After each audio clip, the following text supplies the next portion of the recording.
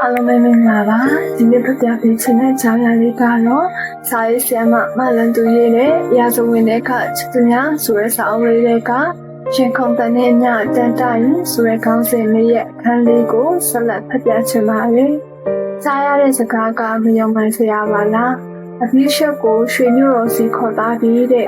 ဒါဝိမင်းကြီးစီစက်တာဖို့ဆိုပဲဖျားသခင်ကယ်တော်မူပါကျွန်တော်မျက်နှာစွာချေရတဲ့ချစ်သူကိုမဆုံးရှုံးပါရစေနဲ့ပိုင်ဆိုင်ခွင့်ပေးပါဖရဲ့မိမတကားတို့ထက်အစင်းလာတဲ့ချစ်သူငါချစ်ရသခင်ဘယ်စီများရောက်နေပြီလေကွယ်မောင်ကြီးမင်းစီရောက်အောင်လိုက်ခဲ့မယ်မင်းကြီးထာဝဲစီဝင်ပြီးအတနာခံမယ်မောင်ကြီးကိုတတ်မယ်ဆိုလဲတတ်ပါစေနမငယ်မောင်ကြီးအရောက်လာခဲ့မယ်မောင်ကြီးမျက်နှာစွာချစ်ရတဲ့နမမင်းဟာတိရစမြို့လိုလာပါရဲ့ယေရုရှလင်မြို့လိုတည်တယ်ဆင်းရဲနာလိုရဲရဲနဲ့အပင်ရှိသူဖြစ်တဲ့နမငယ်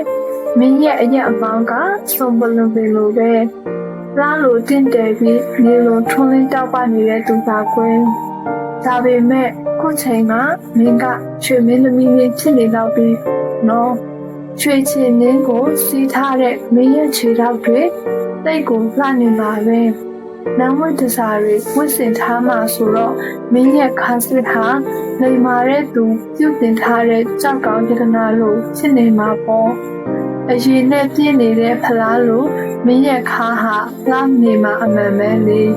မင်းရဲ့ဝမ်းသားပြင်ကလည်းနှင်းပန်းစီချဲထားတဲ့စကားပုံလို့ရှင်သားနှမွားကတရေသူငယ်အမွာလို့လေပင်ကစင်ဆွဲရဲတိုက်လို့ညလုံးအစုံက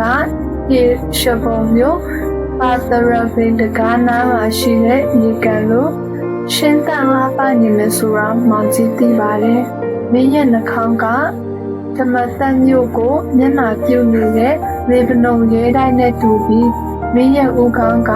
ကရမေလာတောင်လို့စပင်းတွေကလည်းဒီမောင်းနဲ့အလားအပါတွေတစားစင်ပြီးနန်းဆန်ဆန်လာနေအောင်မှာပေါ့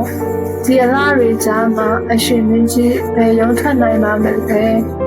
ဒါပဲဖြစ်ဖြစ်အဆောင်အယောင်စီးစိမ်တွေကြားမှာမင်းရိမ်ရိုင်းမသွားပါနဲ့လာနော်အောင်ကြီးရအောင်လာတဲ့အထိစောင့်နေပေးပါနော်မင်းရဲ့သချင်းတွေမောင်ကြီးနှလုံးသားမှာလက်ယုံပေါ်မှာသစိတ်ခတ်ထားပြီးသားဆိုတာမိမပြစ်လိုက်ပါနဲ့နမငယ်ရဲ့ချစ်ချင်းမြတ်တာတွေအားလုံးမောင်ကြီးနဲ့ပဲဆိုင်နေဆိုတာသတိရပေးပါဦးနော်